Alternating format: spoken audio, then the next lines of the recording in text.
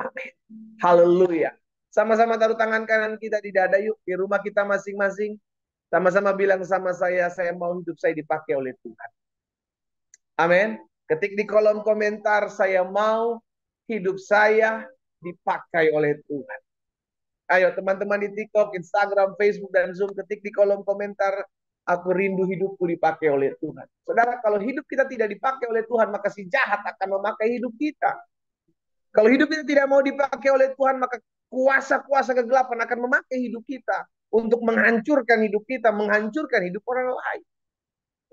Karena itu siap sedialah, karena hidupmu akan dipakai oleh Tuhan ketika engkau mau dan rindu untuk selalu disempurnakan, untuk selalu dibentuk, untuk selalu dilatih, untuk selalu tertanam dalam firman Tuhan. Maka sedianya Tuhan akan memakai hidup saudara dan saya. Sama-sama taruh tangan kanan kita di dada. Sama-sama bilang sama saya siap Tuhan. Dipakai oleh Tuhan. Amin. Haleluya. Ambil Alkitab kita sama-sama, saudara yang dikasih dalam Tuhan. Hari ini kita sudah dalam Bilangan pasal yang ke-27. Yes, saya rindu hidup saya dipakai oleh Tuhan. Engkau suami-suami, engkau seorang ayah, engkau istri-istri, engkau seorang ibu, engkau orang-orang muda, engkau staf, engkau pegawai, engkau pekerja, engkau pembisnis, dimanapun saudara berada, saudara bisa dipakai oleh Tuhan dahsyat dan luar biasa. Ya, persiapkan dirimu. Sehingga dimanapun Tuhan tempatkan kita, kita cuma bilang, Tuhan ini hidupku, sempurnakan hidupku, layakkan hidupku untuk dipakai oleh Tuhan. Tuhan mau pakai hidup saudara dan saya. Di akhir zaman ini akan banyak tuayan-tuayan. Karena ladang telah menguning, matang, dan siap untuk dituai. Tetapi pekerja sedikit. Kita rindu untuk menjadi pekerja-pekerjanya Tuhan. Di ladang di mana Tuhan tempatkan kita. Untuk memenangkan jiwa. Untuk kemuliaan nama Tuhan. Ya, Bilangan pasal 27. Ayat yang pertama sampai dengan ayat yang ke-11.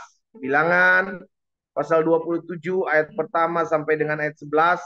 Di hari Jumat kemarin saya sudah bagikan tentang pasal 26 dari ayat pertama sampai dengan ayat terakhir di mana Tuhan adakan melalui Musa sensus yang kedua, ya.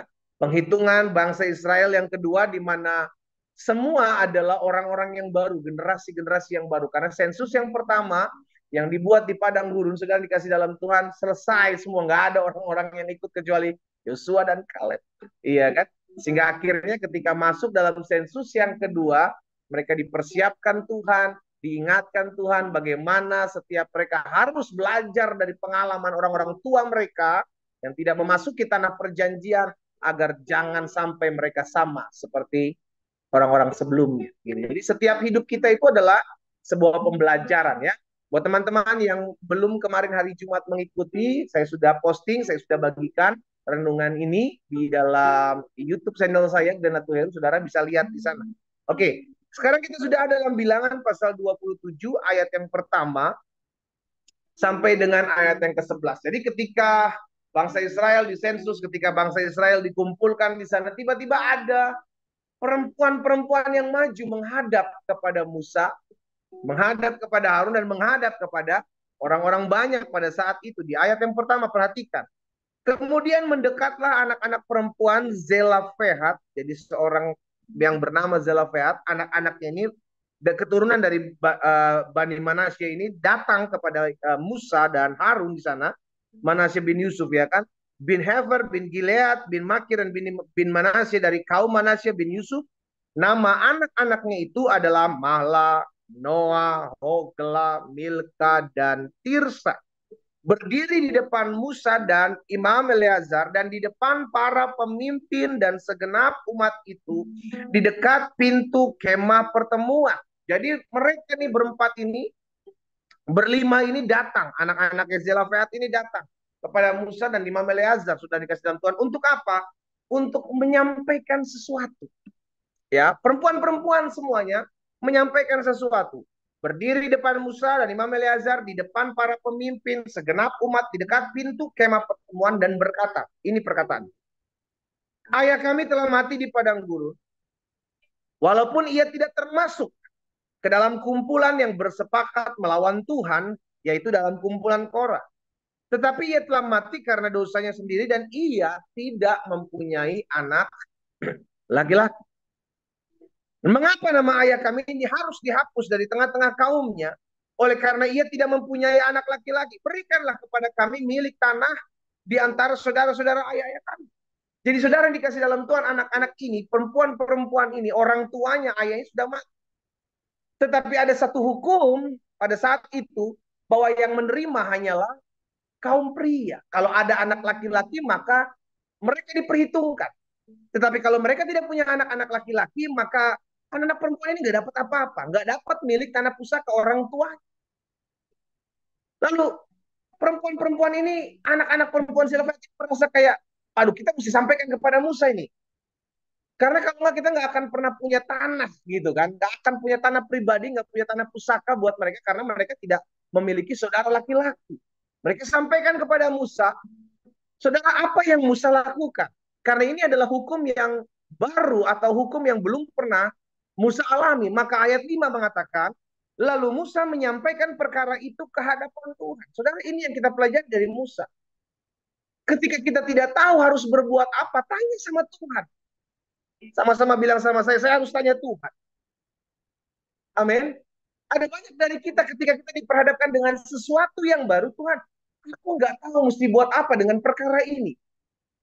Musa tidak tahu karena hukum yang seharusnya terjadi adalah ya memang mereka perempuan-perempuan tidak dapat hak. Karena yang mendapatkan adalah hak anak-anak turunan laki-laki. Tapi Musa tidak serta-merta bilang, oke, kamu tetap nggak dapat. No, Tuhan, Musa tanya Tuhan. Jangan sampai kita langsung meresponi setiap masalah dengan keadaan, dengan pengalaman-pengalaman kita yang kita pikir, wah saya mah udah tahu tentang ini, saya mah udah tahu tentang ini. Tanya Tuhan, ketik di kolom komentar, saya harus tanya Tuhan. Amin. Tanya Tuhan. Kalau engkau tidak ngerti, tanya Tuhan. Kalau engkau tidak tahu, tanya Tuhan. Minta tuntunan Tuhan, minta hikmat. Hikmat itu datangnya dari Tuhan. Lalu apa yang dikatakan Tuhan kepada Musa? Maka berfirmanlah Tuhan kepada Musa, perkataan anak-anak perempuan Zelofehad itu benar. Bayangkan, kalau tiba-tiba Musa memutuskan, hei anak-anak Zelofehad, engkau anak perempuan-perempuan, kau tidak mempunyai hak seperti itu. Wah, Musa bertentangan dengan keputusan Tuhan. Iya kan? Karena keputusan Tuhan ternyata ketika Musa tanya kepada Tuhan, Tuhan bilang mereka benar. Kenapa mereka benar? Memang engkau harus memberikan tanah milik pusaka kepada mereka di tengah-tengah saudara-saudara ayahnya. Engkau harus memindahkan kepadanya hak atas milik pusaka ayahnya. Dan kepada orang Israel, engkau harus berkata, ini peraturan baru yang dibuat pada saat itu. Ya, kenapa? Karena perempuan-perempuan tidak mendapat hak pada saat itu. Tetapi ketika anak-anak Zelofehad ini memberanikan diri menanyakan kepada Musa, dan Musa tidak semena-mena karena dia seorang pemimpin, lalu dia putuskan tidak ada hukum yang berlaku seperti ini, seperti ini, seperti ini. No, Musa tanya Tuhan. Ini pentingnya kenapa hidup kita apa-apa harus tanya Tuhan. Karena banyak hal yang tidak kita ketahui. Kita lanjut terlebih dahulu ya saudara ya. Kepada orang Israel engkau harus berkata, apabila seorang mati dengan tidak mempunyai anak laki-laki, maka haruslah kamu memindahkan hak atas milik pusakanya kepada anaknya perempuan. Apabila ia tidak mempunyai anak perempuan, maka haruslah kamu memberikan milik pusakanya itu kepada saudara-saudaranya yang laki-laki. Dan apabila ia tidak mempunyai saudara-saudara laki-laki, maka haruslah kamu memberikan milik pusakanya itu kepada saudara-saudara laki ayahnya. Dan apabila ayah tidak mempunyai saudara-saudara laki, maka haruslah kamu memberikan milik pusakanya itu kepada kerabatnya yang terdekat dari antara kaumnya, supaya dimilikinya. Perhatikan, itulah yang harus menjadi ketetapan hukum bagi orang Israel seperti yang diperintahkan Tuhan kepada Musa. Lahir hukum baru pada saat itu, bahwa kaum wanita diperhitungkan kalau tidak ada laki-laki di keluarga. Bayangkan kalau saat itu Musa tiba-tiba ambil keputusan, tidak. Engkau tetap perempuan, kau tidak memiliki hak. Musa tidak adil. Bahkan ketika Musa tanya Tuhan, Tuhan bilang, anak-anak Zelofehad itu benar. Kenapa benar? Karena mereka harus diperhitungkan. Lihat ya, ada beberapa hal yang kita pelajari. Yang pertama, apa-apa kalau engkau tidak ngerti, tanya Tuhan. Amin. Kalau engkau tidak tahu menghadapi rumah tanggamu yang sekarang sedang bergejolak, Kalau engkau tidak tahu hari-hari ini harus mengambil keputusan seperti apa, tanya Tuhan. Baca firman, berdoa, kalau perlu engkau berpuasa. Karena banyak hal yang tidak kita ketahui, saudara yang dikasih dalam Tuhan. Dalam kita menjalani hidup ini banyak hal. Tapi Tuhan Maha tahu, Dia memberitahukan segala sesuatu dalam kehidupan kita. Itu sebabnya dalam hari-hari kita mengiring Tuhan, kita perlu hikmat. Tuhan, berikan kami hikmat. Hikmat lahir dari mana? Alkitab katakan hikmat lahir dari takut akan Tuhan. Orang yang takut akan Tuhan, Tuhan berikan hikmat. Ketika Salomo diangkat menjadi seorang raja di masa mudanya, Salomo bilang sama Tuhan, Tuhan, aku ini masih muda. Aku tidak berpengalaman. Salomo nggak minta apa-apa. Salomo cuma minta berikan aku hati yang dapat menimbang keputusan-keputusan untuk memimpin dan memerintah bangsa ini. Tuhan kasih hikmat kepada Salomo. Minta hikmat sama Tuhan. Engkau istri-istri, engkau suami-suami, engkau pebisnis. Ya, engkau orang-orang muda dalam menjalani masa mudamu. Minta hikmat. Dan hikmat lahir hanya dari takut akan Tuhan. Dan ketika engkau hidup takut akan Tuhan, maka sumber hikmat itu engkau miliki. Engkau tahu memutuskan ini, engkau bisa mendapatkan keputusan-keputusan yang bijaksana. Tidak salah melangkah. Tidak salah mengambil keputusan. Dalam mendidik anak pun kita perlu hikmat orang tua. Amin. Ketik di kolom komentar yuk. Sama-sama bilang sama saya perlu hikmat Tuhan. Ketik di kolom komentar, saya perlu hikmat Tuhan. Hari-hari hidup ini bukanlah hari-hari yang mudah. Ada banyak tipu daya yang ada dalam kehidupan dunia ini, saudara. Ada banyak tantangan-tantangan yang seringkali membuat kita bingung. Tuhan, saya mesti buat apa nih? Di tempat saya bisnis, di tempat saya kerja, di tempat kehidupan saya ditawarkan ini, saya ditawarkan ini. Tapi saya minta Tuhan tuntun saya dengan hikmat. Sehingga kita tidak salah melangkah. Karena ada jalan yang disangka lurus, tetapi ujungnya membawa kepada maut. Dan ketika Tuhan menuntun kita dengan hikmat, kita tahu keputusan-keputusan apa yang harus kita ambil. Tindakan-tindakan apa yang harus kita buat. Itu cuma karena Tuhan berikan hikmatnya buat saudara dan saya. Amin. Jadi yang pertama kita belajar dari Musa. Ketika Musa tidak tahu harus berbuat apa, maka Musa minta, Tuhan berikan aku hikmat. Musa datang kepada Tuhan. Musa berseru kepada Tuhan. Jangan buru-buru mengambil keputusan ya, saudaraku. Jangan buru-buru engkau mengambil keputusan. Tanya Tuhan. Minta Tuhan tuntun, Tuhan arahkan, Tuhan pimpin. Jangan memaksa gitu loh. Karena ketika kita mulai memaksa, bisa jadi jalan itu sama kayak Bileam, jalan menuju kepada kebinasaan Tuhan bilang. Itu sebabnya perlu kita ketahui bahwa setiap langkah dalam kehidupan kita, kita perlu dituntun. Makanya saya ajak setiap umat Tuhan untuk memulai hari bersama-sama dengan Tuhan. Kita minta Tuhan, hari ini saya nggak tahu saya akan dihadapkan dengan apa. Tuhan, hari ini saya nggak ngerti saya dipertemukan dengan masalah-masalah apa. Tetapi selama saya memulai hari ini bersama dengan Tuhan, Tuhan berikan saya hikmat dalam menghadapi setiap tantangan. Tuhan memberikan saya hikmat untuk saya mengambil keputusan dengan tepat. Dan Tuhan memberikan saya hikmat untuk melangkah dalam jalan-jalan Tuhan. Hikmat diperlukan. Dan itu hanya didapati di dalam takut akan Tuhan. Amsal, kita lihat yuk. Amsal 9 ayat 10. Amsal pasal 9 ayat 10 bilang begini. Permulaan hikmat adalah takut akan Tuhan dan mengenali yang Maha Kudus adalah pengertian. Permulaan hikmat adalah takut akan Tuhan. Engkau mau mendapatkan hikmat, kuncinya cuma satu, takut akan Tuhan. Tuhan berikan hikmat dalam hidupmu, Tuhan tuntun hidupmu, Tuhan arahkan hidupmu. Karena hikmat. Ya, kita belajar dari Musa hari ini. Itu peraturan baru yang Musa dapati. Bayangkan kalau Musa ngikuti peraturan lama, dia menjadi pribadi yang tidak adil. Karena memang itu kenyataannya, saudara yang dikasih dalam Tuhan. Dan yang kedua, kita pelajari selain hikmat yang kita pelajari dari Musa, maka yang kedua, saudara yang dikasih dalam Tuhan, kita belajar bahwa kita punya Tuhan tuh yang adil. Ketik di kolom komentar, Tuhan saya adil. Ayo, ketik di kolom komentar, saya punya Tuhan yang adil. Lihat ya, ada hukum yang sudah ditetapkan. Tetapi ketika keadaan tidak sesuai, maka Tuhan kita tetap Tuhan yang memelihara. Anak-anak Zelofehad adalah contoh. Bahwa setiap apapun juga yang dihadapkan kepada kita, kita tahu Tuhan yang turun tangan membela kita. Tuhan yang penuh dengan keadilan yang akan menyatakan keadilan dalam kehidupan. Jadi dalam kita mengiring Tuhan dengan baik, dalam kita mengiring Tuhan, jangan takut dirugikan. Kau tidak akan pernah mengalami kerugian selama kau mengandalkan Tuhan. Orang boleh merekarkan sesuatu dalam bisnismu. Orang boleh merancangkan sesuatu yang jahat dalam usahamu, dalam hari-hari hidupmu. Tetapi ketika engkau berserah, engkau berjalan dalam jalan-jalan Tuhan, kau usah pusingin hal-hal itu. Alkitab katakan Allah turut bekerja dalam segala sesuatu untuk mendatangkan kebaikan bagi orang-orang yang mengasihi. Saudara adalah orang-orang yang mengasihi Tuhan. Tuhan pakai segala tipu daya si jahat, segala rancangan-rancangan orang jahat Tuhan bisa pakai untuk mendatangkan kebaikan buat hidup saudara dan saya. Ketik di kolom komentar, Tuhan selalu mendatangkan kebaikan buat hidupku. Amin. Tuhan selalu mendatangkan kebaikan dalam hidupku. Selama aku selalu datang sama Tuhan, selama aku selalu mencintai, mengasihi Tuhan, maka Tuhan pakai apapun yang terjadi, bahkan termasuk rancangan-rancangan si jahat dalam hidup. Tuhan bisa pakai.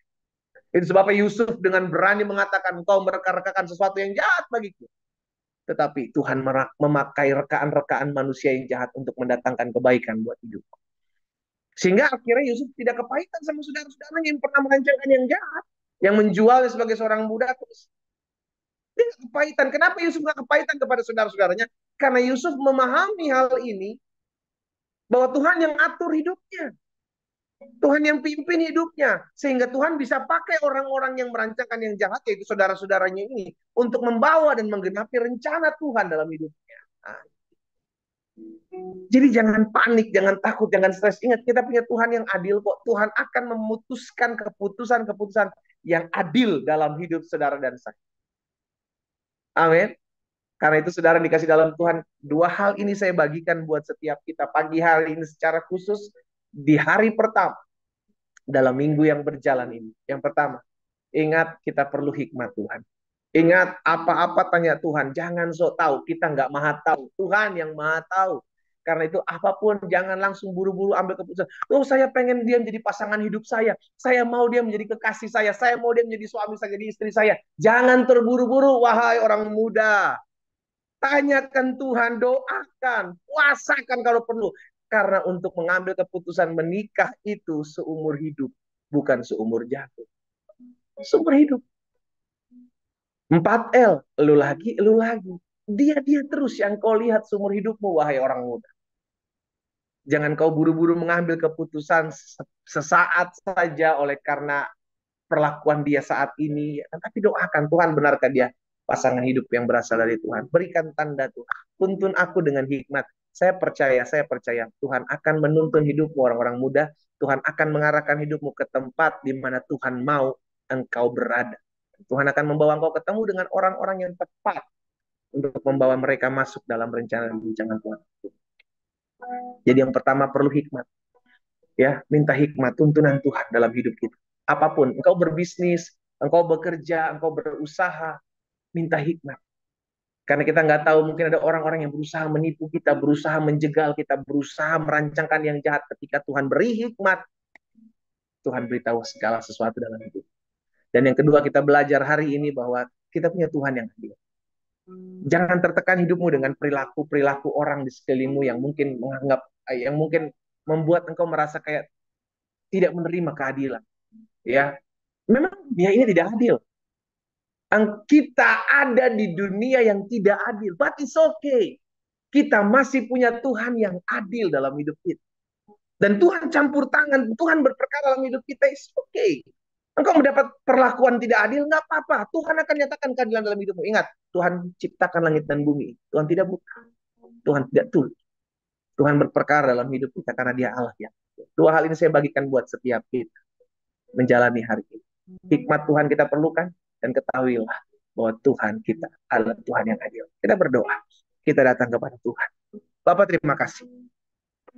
Hari ini kami mendengarkan firman-Mu. Kami bersyukur. Karena kasih setia Tuhan yang selalu menopang. Hari ini kami belajar dari hamba-Mu Musa. Ketika kami diperhadapkan dengan keadaan yang kami tidak tahu harus buat apa. Ketika kami diperhadapkan dengan peristiwa, dengan kenyataan hidup. di mana kami di dalamnya tidak mengerti apa yang harus kami lakukan, tidak tahu apa yang harus kami perbuat. Maka kami harus tanya Tuhan. Kami harus minta tuntunan Tuhan. Kami harus minta arahan dari jalan-jalan Tuhan. Engkaulah sumber hikmat yang mengajarkan kami akan segala sesuatu yang tidak kami ketahui. Yang menuntun kami dan mengarahkan kami kepada segala apa yang Tuhan kehendaki. Bapak, hamba berdoa buat umat-Mu. Kalau ada di antara mereka yang hari-hari ini sedang ada di persimpangan jalan. Jika itu adalah dirimu, letakkan tangan kananmu di dada saudara. Saya mau berdoa buat saudara. Di dalam nama Tuhan Yesus. Tuhan beri ketenangan, Tuhan beri kedamaian buat mereka. Sehingga ketika mereka ada di persimpangan jalan, mereka tidak tahu apa yang harus mereka perbuat. Namun mereka mau berharap kepada Tuhan. Hari ini adalah jawaban doa dari Tuhan bagi mereka. Sehingga mereka menanyakan Tuhan, mereka minta hikmat dari Tuhan. Dan Tuhan yang menuntun. Karena Engkaulah Allah yang menetapkan langkah-langkah orang benar di dalam jalan-jalan-Mu yang sempurna. Hamba berdoa buat mereka yang secara khusus meletakkan tangan kanan mereka di dada. Karena mereka tidak tahu harus mengambil keputusan seperti apa. Dan mereka sedang ada di persimpangan jalan hari ini. Hamba berdoa dalam nama Yesus. Tuhan tolong. Roh Kudus arahkan, Roh Kudus tuntun. Pimpin mereka dengan hikmat-Mu. Di dalam nama Tuhan Yesus. Terima kasih Tuhan. Turunkan tangan. Hamba berdoa juga. Kalau ada di antara mereka yang hari-hari ini mengalami ketidakadilan.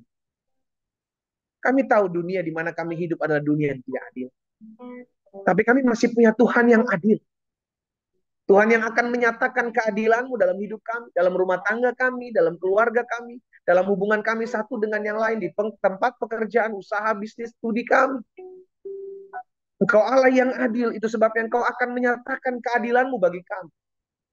Bapak hamba mau berdoa buat setiap mereka yang hari-hari ini mengalami ketidakadilan dalam kehidupan mereka. Jika itu adalah doamu, letakkan tangan kananmu di dalam. Engkau yang merasa hari-hari ini mengalami ketidakadilan.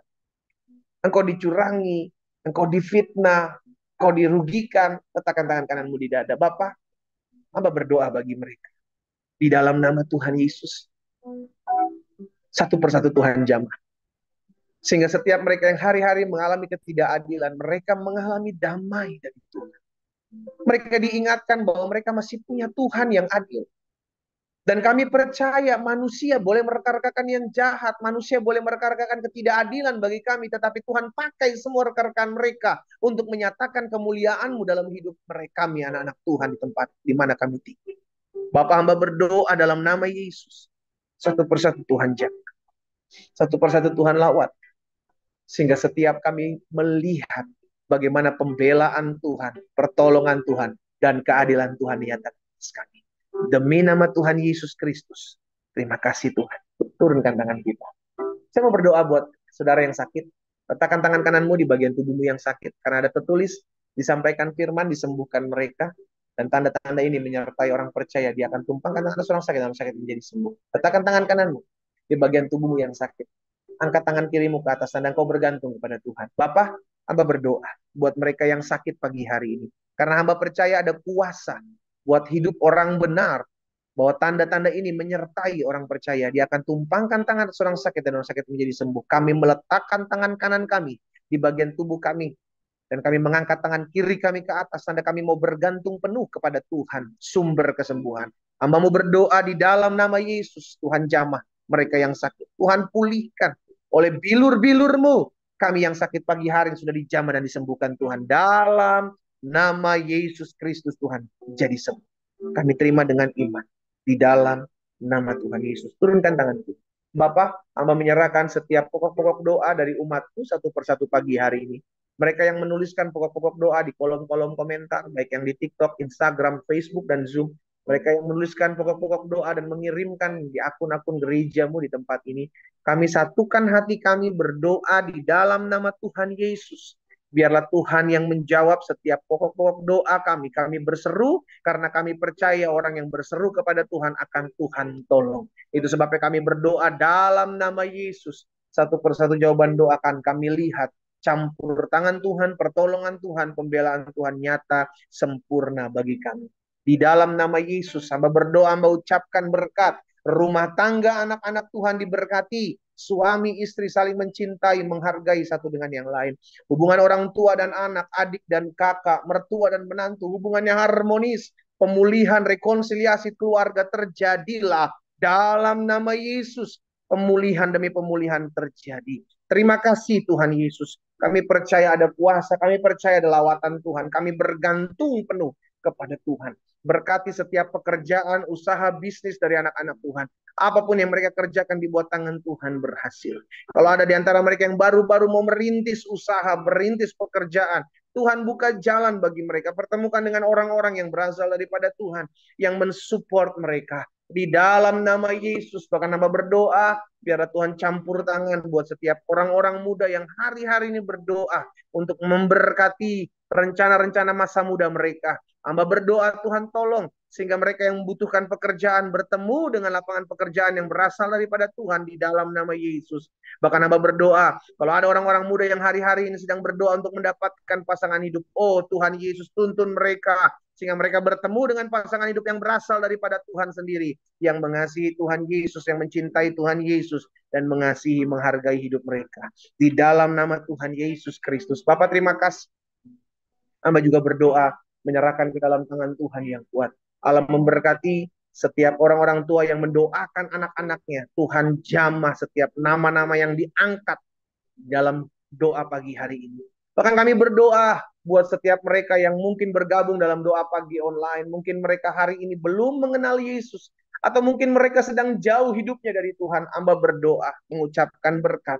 Di dalam nama Yesus Kristus, Tuhan jamah setiap hati ya Roh Kudus. Sehingga mereka mengalami perjumpaan dengan Tuhan. Sehingga mereka melihat kuasa Allah dinyatakan atas hidup mereka. Tuntun mereka dalam jalan-jalan-Mu. Pertemukan mereka dengan kuasa-Mu. Sehingga mereka mengalami perjumpaan dengan pribadi-Mu ya Tuhan Yesus Kristus. Sebagai Tuhan dan Juru Selamat. Di dalam nama Tuhan Yesus. Kami berdoa buat kota di mana kami tinggal. Dalam nama Yesus kota kami aman. Provinsi kami aman. Bangsa kami aman.